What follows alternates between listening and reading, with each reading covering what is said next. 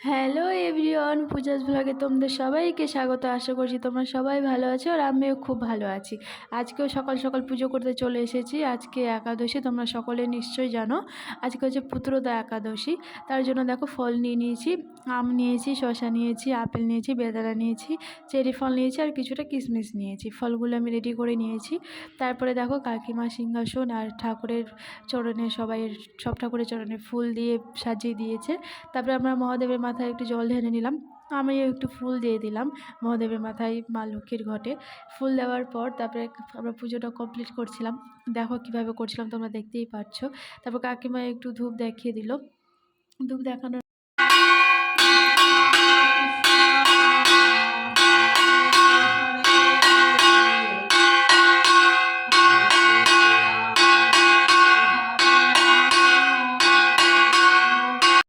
আমি আর কাকিমা আমরা দুজনেই হচ্ছে একাদশী করেছি।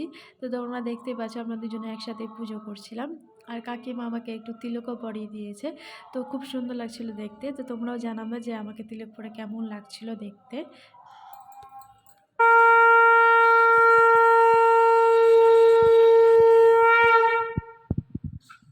তো আমাদের পুজো করা কেমন লাগলো তোমরা সবাই প্লিজ কমেন্টে জানাবে। আর please please please like comment and share করে দিও ভিডিওটা ভালো লাগলে। তারপরে কাকিমা দেখো শ্রীমদ্ ভগবত গীতা পাঠ করছিলেন। তো শ্রীমদ্ ভগবত গীতা পাঠ করার পর তারপর আমরা পুজোটা কমপ্লিট করেছি।